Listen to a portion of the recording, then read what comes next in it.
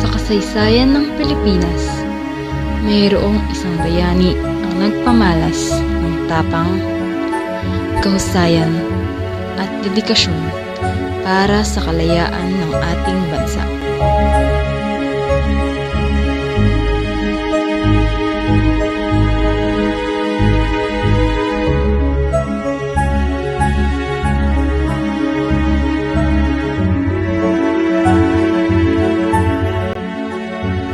Ito ay si General Isidoro Torres.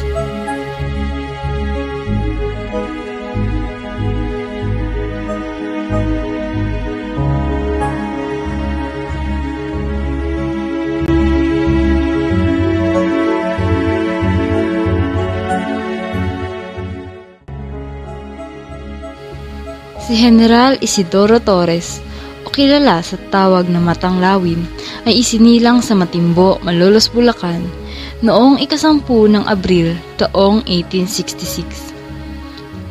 Ang kanyang magulang ay sina Florencio Torres at si Maria Dayao.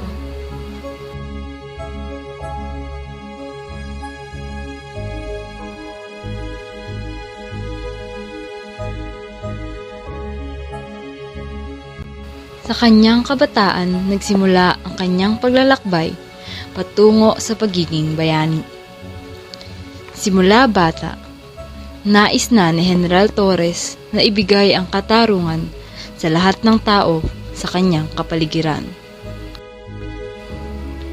Taong 1890, siya ay naging kabesa de barangay at palihim na sumapi sa katipunan, kung saan binuo niya ang sangguniang lalawigang Balangay Apoy, nasangay ng katipunan sa Bulacan. Siya rin ay bumuo ng 3,000 katipunero para sa pakikipaglaban sa mga mananakop.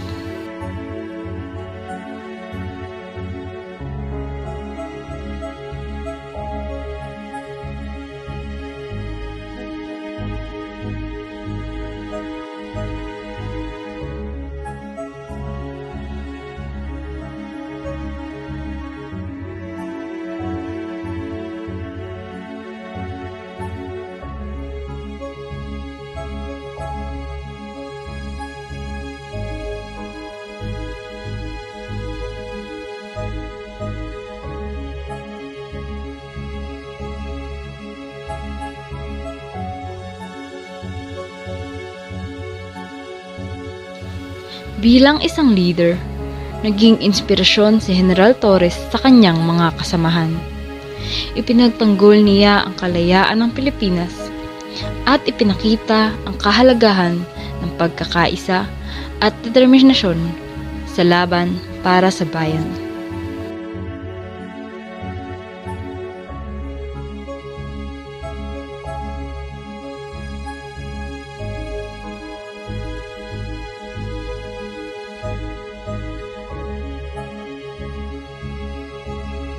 Dahil dito, siya ay nakilala sa kanyang husay sa digmaan laban sa mga banyagang mananakop at bilang isang mahusay na leader sa pakikibaka ng Pilipinas para sa kalayaan.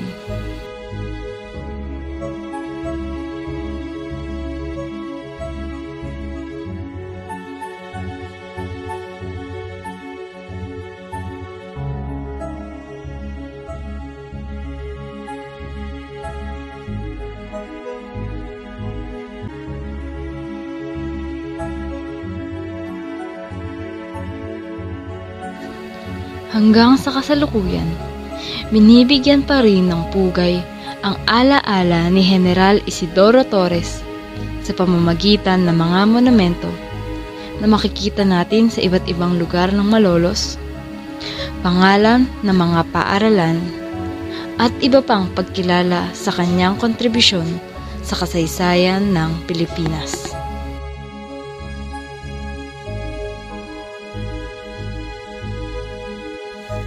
Tunay ngang hindi mo pagkakaila ang mga naging ambag ni General Isidoro Torres para sa pagpapalakas ng kasarinlan ng Pilipinas.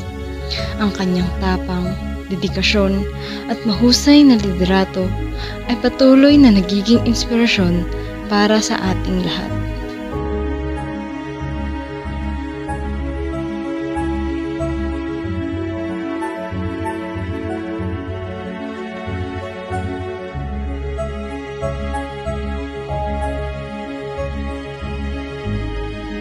Hindi lang siya isang bayani ng nakaraan, bagkus ang kanyang diwa at mga aral ay patuloy na naglalaro ng mahalagang bahagi sa pagpapalakas ng ating bansa ngayon at sa hinaharap.